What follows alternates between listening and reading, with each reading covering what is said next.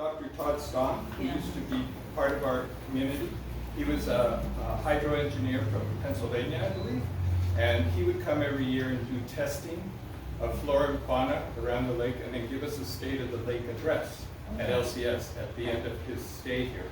And that was very helpful to all of us because it gave us quantitative information about the health of the lake. Now that he passed away I think 2 years ago, we haven't had those. But recently I was invited to hear another gentleman speak. His name was Dr. Eduardo Juarez Carrillo, and he's the director of the Institute of Limnology and Sustainability for the University of Guadalajara. And limnologia is the study of water above the surface of the earth, not subterranean and not in the ocean. And so his institute studies that primarily, and so he came to speak at the invitation of a group of women called the Friends of Centro Pro Mexico. And Centro Pro Mexico is a women's empowerment group that's in San Juan Cosalá. And so they, like, our women's leagues in the United States invite people to talk and give presentations. And he came and he spoke about water crisis of Lake Chapala. And so what I'd like to do today is kind of outline some of the problems in a very general way that we have here, and then some solutions that we can all apply to helpfully prepare ourselves for change and to make our lives a little easier and to make our environment a little healthier and happier. Does that sound okay with you today? Mm-hmm. Okay. So, problems. I wanted to ask, how many of you have water interruptions in your areas here on the north side of the It would lake? be easier if you said, how many don't? I think we all have, yeah. I don't. I don't. You don't have any, so you're very fortunate. Where do you live? La Floresta. La Floresta, okay. Puerto Arroyo. Puerto Arroyo, okay. Chula Vista Norte. Chula Vista Norte is having problems. Sí. Yeah, a lot of problems. My friends who live up there have to buy pipas, which are called water trucks, Yeah. pipas, because they're not getting water. Yeah. A lot of them have stopped watering their gardens because they don't even have water for their daily needs. So, Lake Chula Vista Norte, Chapala, San Pedro Itzican, where I do my volunteer work. I work with Carrie here, and we work in those small villages east of Mescala, and their water is horribly scarce there.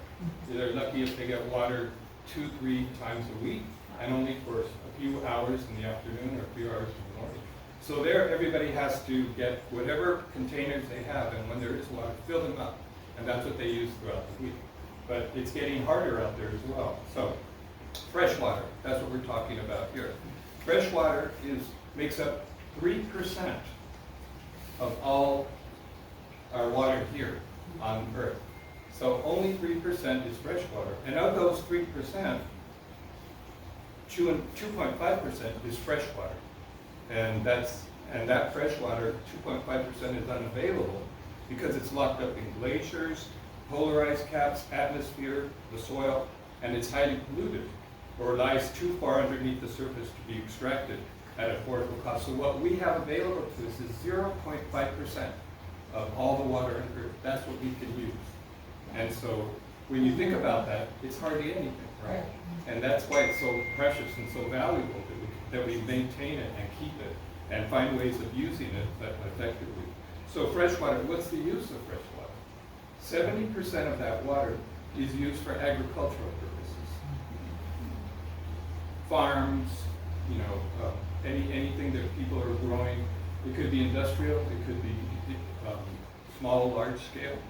20% is used by industry, like factories, for making their products, and then only 10% is used by humans.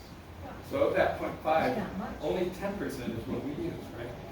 So it's hardly anything. So Lake Chapala is a tectonic lake. It was created when we had kind of like, tectonic plates move and they create fissures. That's how this lake was created. And in its heyday, it used to encompass most of Jalisco. That's how large it was. And so now this is all we have of it. So we have to even be more careful with it. And we've been in drought for the last 5 years because of El Nino. And that is predicted to change this year.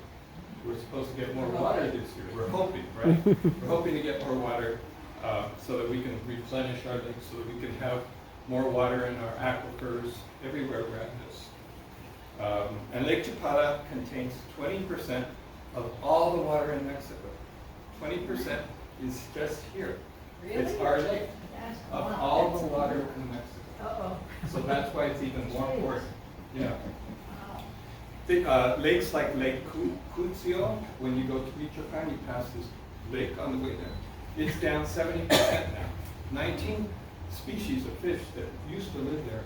Of those 19, only about 6 are left. So the rest have extinguished because of droughts. Our cenotes in the Yucatan. The Yucatan is very famous for, those deep holes that everybody swims in. They're so beautiful. They're underground. Well, those are drying out, so their tourism is going to be affected. And then deforestation on top of that. We're cutting down whatever forests we have to make them land for grazing and land for other commercial uses. And that's also adding to the problem with water. Because we don't have as many trees, we don't have as much moisture, we don't have as much photosynthesis going on, and that gets drier and drier and drier. So where do we get our water from? Who thinks we get our water from the lake? A lot of people still do. They still think that all the water we use comes from that lake. We're not allowed to use that lake water. It's against the law. And if you do, you have to have a special permit from the Mexican federal government to do so. Because this is all federal domain. So we get our water from aquifers. And those aquifers, when we dig wells, how many of you have wells in your fraccionamiento? Those wells are tapping down and tapping into the underground water, which is fresh water, which are our aquifers. But the problem there is, how do those get replenished? Rainfall. When farmers, they water their crops, some of that goes into the ground and filters into the aquifers. Rivers, lakes, those sorts of things also leave some water into the aquifers. But the problem is, with our development here, how many new fraccionamientos do we see every day when we go out there? And where are those people going to get water to use? Well, they're going to tap into the aquifers that we use. So every year the replenishment gets low, it's less and less, the levels get lower and lower, and now if you dig a well, you have to dig 150, 200 meters now to go get a well. When I was a kid living in Guadalajara and we'd come here, people would hit water at 20, 30 meters, And that's because those aquifers are getting less and less full, and they have to dig deeper. And one day, they're going to dig all the way to China, and they're not going to find water, And that's the sad reality. Francisco, doesn't it take a long time to fill the aquifers back up too? Yes, it's a slow filtration process. So even though we have a lot of water up here, very little of it gets into the ground, and even less gets into those aquifers. So even if we had a really good rainy season this year, it would still not make It would help, just like it helps our lake when we have a good rainy season. Hopefully we will this year. But it's not going to replenish that aquifer in 1 year. It took about 5-10 years for that water to start going down. It'll take about that amount of time to replenish it back to that level where it was. And then as more people are using that aquifer, that level is not going to be replenished. It's always going to be lower and lower. So, so this water that we have here, that comes to Lake Chapala, starts in the south of Mexico. It's called the Lerma River Basin, or the Delta. And it goes through 5 states before the water actually gets here. And you think, wow, that's a long way, right? And it has to go through all these things. Well, it does. It goes through populations. It goes through, forested areas. It has to travel all that way. But what happens is that let's say 100% leaves that area south of Mexico. We get such a small percentage of that water actually arrives at Lake Chapala. Why? Because the government has sold permits to agriculturalists. So along the way, those agriculturists could siphon off water for their fields. And here, we don't have a very efficient irrigation system with most of our large farms. It's, the flooding effect. You flood the field, and then the water goes into the plants, and then whatever's left is runoff, and it's just not used. Permits between Mexico and Chapala that have been sold to by the government for agriculturalists to siphon water out. Okay, and then on top of those, you have industry. You have factories. Like there's a big chocolate factory on the way out to Ocotlan that we passed, and it's like they make Mars bars and Hershey's and everything. But all that water that is needed to produce all that gets polluted, and then it gets thrown into the river, and that continues down to our lake. So what we end up with is very small amount of that water, and the water that does come is highly polluted. Now, I'm a believer that, I used to swim in this lake. I've been here 13 years now. And my husband made me, we called it the yacht. I had a recycling center, and so we dealt a lot with plastic bottles. And some of those bottles were those 20-liter, oil bottles. And so he tied a bunch of those together, and we put a board on top and 2 white plastic chairs and a Mexican flag, and we take the yacht out. And we harbored it. It was parked right outside Nueva Posada, because there was a big iron stick that somebody had, dug into the ground. And so we just tied the boat, and we go up, we lived in Upper Ajijipan. And then every day, every other day we'd go down, take it out, and we'd row out, and I'd swim, and he'd, sunbathe, and so it was great. But I don't do that anymore, because I don't trust the quality of this lake, because of what I've read about and seen with the fish, with the flora, with people getting sick. Where I work in San Pedro, Itzican, people are dealing very heavily with renal failure. It's the #1 place in the whole world with the most renal failure is our little town of San Pedro and Mezcala. And why? Well, that's because of the bad water that they get there as well. So we have a myriad of a lot of water problems here. And I can go on and on and on, but let's talk about solutions. Let's talk about positive ways we can maybe help the situation. So the first thing is what we're doing today, is educating ourselves. And then once we get some information, we can pass it on to other people and see if it rings, it makes sense to them. And then they can start maybe changing their behavior. We do a lot of things that people can talk about, but when you ask somebody to change voluntarily, it hardly ever happens. When you make them change because the law says you have to change, or because if you don't change you're going to die, then they get a little bit more motivated, and that's when we see change happen, right? So, but we can change positively, consciously.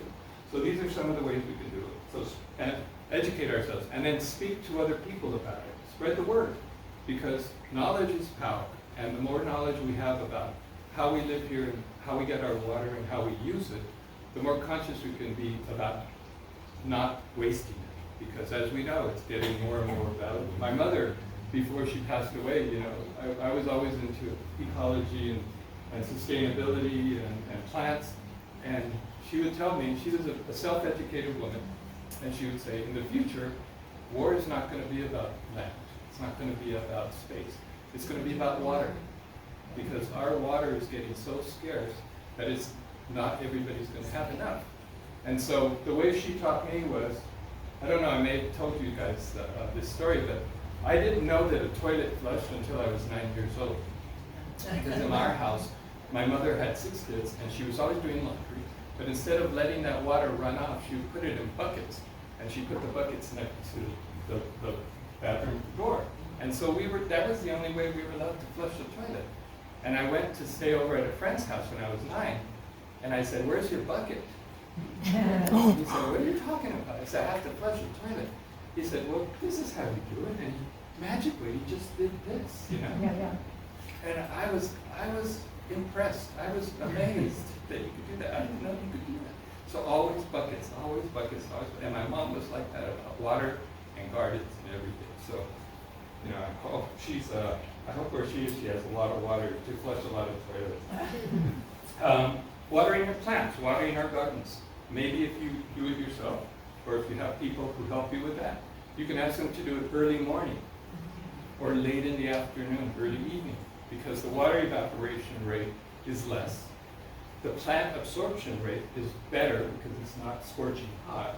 Your plants will be happier. They're not going to get burned with water that doesn't evaporate from their leaves. That's one of the problems with a lot of our plants here is when they get fungal disease or when they get, right now a lot of my plants are being scorched because we've had the hottest season in our history and the strongest sun in our history. And so I have to protect my plants by putting netting over the more sensitive ones and moving the ones out of the sun into a shaded area. And so that could be helpful if you tell the people that help you with your gardens, or if you do your own garden, water early, water late, and it'll help in the situation. Change out your water-thirsty plants and lawns. Now, I know a lot of us love beautiful, long, large green lawns and wonderful gardens here because we're known for beautiful gardens, especially in this area. But some of those aren't sustainable.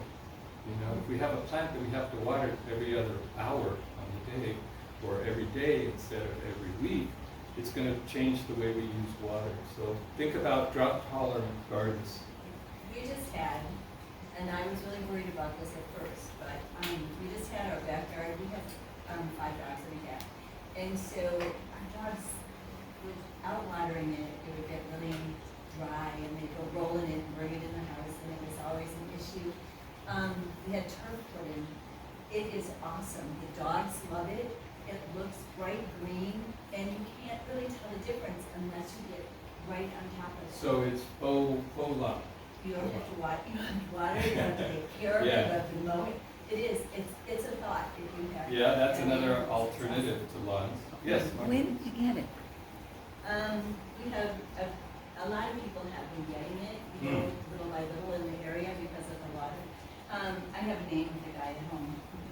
There's Viva Verde too. They Yeah. have that really nice one actually. And the governments, the Chapala government put, I call it faux lawn, on the Malecon by the green areas, and people right. seem to love it, the Yeah. kids love it, Kids the animals love it, so it seems to be working. My sister a long time ago, Sandra, who's the daughter of that same mother, but Sandra hates gardening. And so she ripped out her lawn and put faux lawn once in her house. And my mother would go to her house every weekend and help her garden because Sandra didn't like gardening. And one day she put her pick, her shovel into this faux lawn. She goes, "What's going on here?" She didn't tell her it was fake, And my mother just was appalled. She said, "Oh my God," and she left. I don't know if she ever looked back. But, that's just my mom and my sister. But okay, so change out your thirsty plants for drought-tolerant selections. Don't wash your automobile with a hose. I know a lot of us don't wash our own automobiles, and that's great. But when you see people, at restaurants or people who offer to wash your car for you, they never have a hose. They have a bucket and a rag. And that's the most efficient way of cleaning your car. But I've seen some people with a hose now out in front, and my neighbor across the street was doing that, and the police came and cited him. They said, "You can't do that anymore." And he came over, he goes, "Francisco, can you fight this ticket for me? You're like the green guy." And I said, "Well, why would I fight that ticket? It's telling you that you shouldn't be doing that." He goes, "Well, I don't want to, rags and stuff." I said, "Well, it's a different day. His name is Modesto." And so now Modesto goes out there with the rag. That's incredible. I did not know that. Yeah. I must know your neighbor because I live next to you. He lives right around the corner from me. He's right across the street from me, next to the big brick house. I hire a college kid, he's an engineering student in Guadalajara, he's from here. I hire him when he's here, once a week, once in 10 days, to wash my cars with the garden hose and all that. I did not know that. Well, they came by and harassed and, and gave a But ticket. that's good to know. I never Yeah. even thought of that. Because I come from Santa Monica in California, and that was illegal there too. They would give you tickets for doing Or that. your sidewalk. What about the car washes? Do they use water efficiently? It depends. Most of those are just places where you go and the guys wash your car with a rag. So it's the same thing, but it's kind of a more established place. And like there's a little place on the highway in Riberas and now has Louisiana's fast food next door to it. So it's got a Louisiana Cafe. You can eat there while you wash your car. I haven't seen any, mechanical car washes like, we had in the 50s and 60s in the Yeah. United States. It's mostly all hand washed, which is the most efficient way. But of even doing it. those ones, I think they use recycled water, just Yeah. to soak it, Yeah, you know? yeah, Yeah, they so don't, it doesn't- throw every bucket No, out no. until it's not usable again, then they'll go ahead and change it. Okay. Your faucets, how many of you have leaky faucets, or, we shouldn't be doing that. We need to turn off our faucets. If you're not gonna be using the water for a long time, don't let it run, just because you have it. That's a common kind of knowledge thing.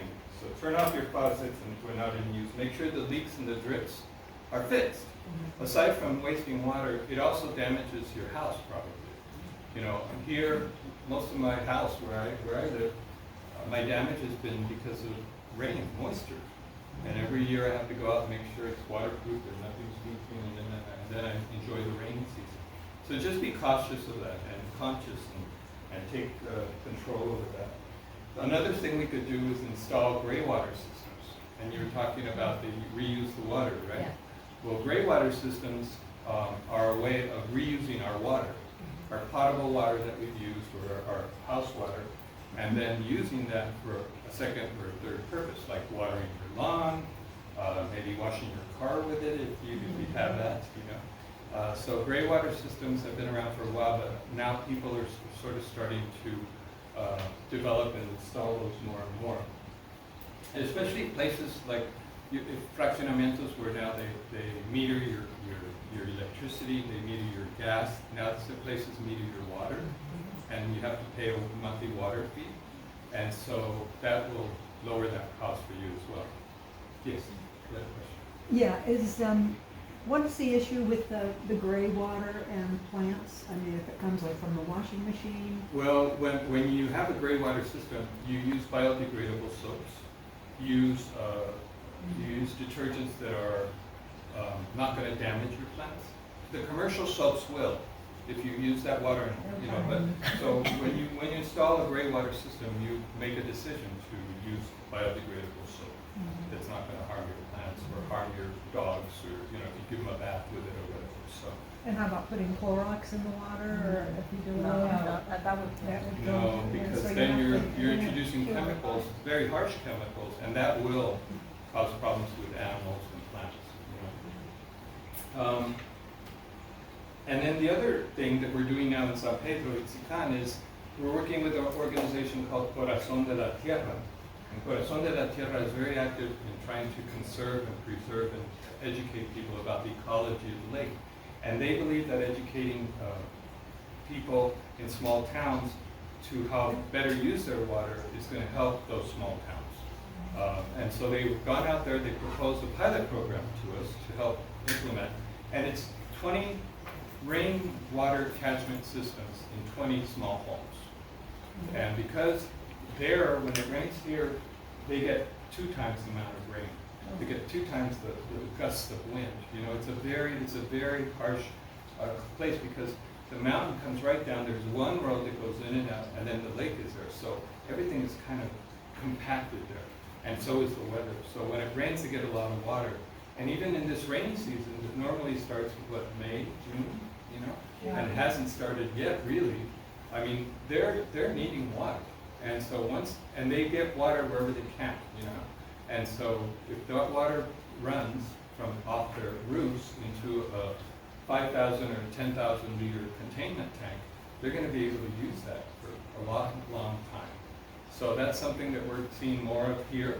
Some people say, well, you have so much water when it rains, why would you need a rainwater catchment system? But not everybody is like that, and our actual patterns are changing. We're seeing change in climate, change in the way people respond to it, change in the way our gardens respond to it. And so we're going to have to make some changes in order to make the best of the situation if we want to continue to live here. A lot of people might say, well, I'm done with this place, it's all dry, I'm going somewhere else that has all the water. And that's always, There is no there's not going to be very many places like that, and the ones that are might be off planet. They might, have now terraformed planets where that's going to, it's like there's this. I love science fiction And there's a movie called Elysium, starring Matt Damon and Jodie Foster. And Jodie Foster plays the caretaker of this off-planet, place where everything is green, everything's beautiful, nobody gets sick. They have med beds. So if you're sick, you just get into this med bed and then it fixes you. And everybody on Earth is dying of drought, of poverty, of starvation. And so the thing is, how do you get off this planet and go to that one? Well, it's very exclusive and not everybody can do it. It costs a lot of money. But Matt Damon at the end somehow figures it out. But that's kind of an extreme, example that there are going to be less and less places that are going to be like Lake Como, for these beautiful environments. And what are we going to do when we can't go there? We're going to have to stay and figure out how to live here, how to live better. So, my last comment is, as we learn more about the Earth's amazing natural systems, it becomes clear that they're all interconnected, and we're part of those connections. So taking care of the Earth is logical, and as we chart our way through these global changes, it becomes clear that the changes will affect us all. And how we handle these changes is our choice. They're going to be our choice. So that's kind of it in a nutshell, what I've learned so far.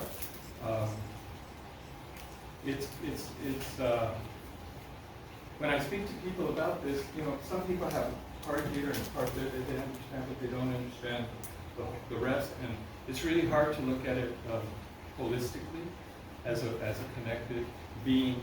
This Earth that we live on, she's a living being, and we're only here at the grace of her, her being able to put up with us. Because most of the time we're so destructive as humans.